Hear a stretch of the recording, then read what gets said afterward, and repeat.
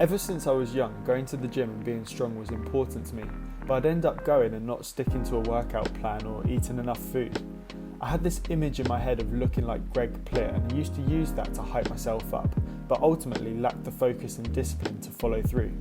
So the point of that story was to show you that if you've struggled with being consistent at something, don't worry, because I've been there too.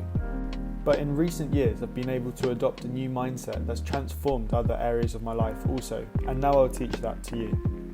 Firstly, I had to stop thinking of the end goal to generate motivation and instead enjoy the process of doing the thing. You may be thinking, what's wrong with visualizing an end goal? Why not use this image as motivation? Well, the main problem is the huge disparity between where you are now and where you want to be.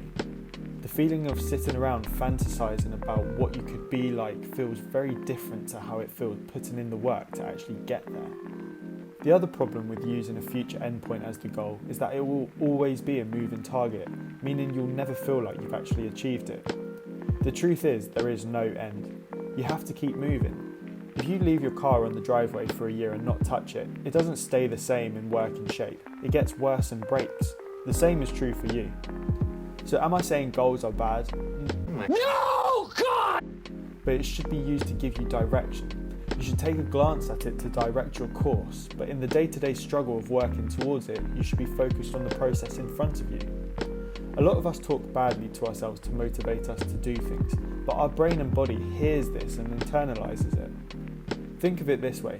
If you constantly tell yourself, I need to get fit, that implies to yourself, I'm not fit. As human beings, we have an incredibly strong desire to behave consistently with how we view ourselves. So if you view yourself as an unfit person, you're more likely to behave how one does.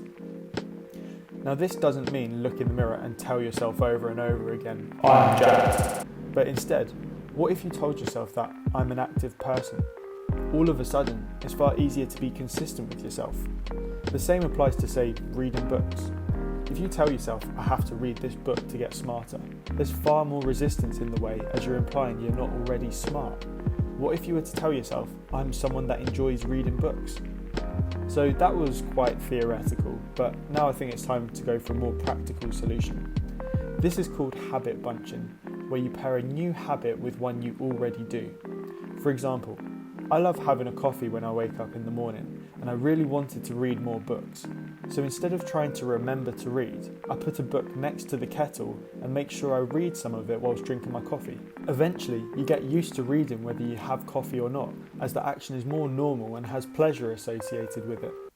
So to summarise, stop dreaming about some end goal that doesn't exist and you'll never reach.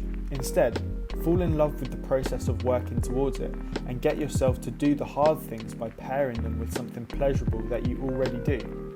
If you have a suggestion for the next video, leave it in the comments below. And if you enjoyed this and would like to help me out, please like and subscribe below to support the growth of this channel. See you next time.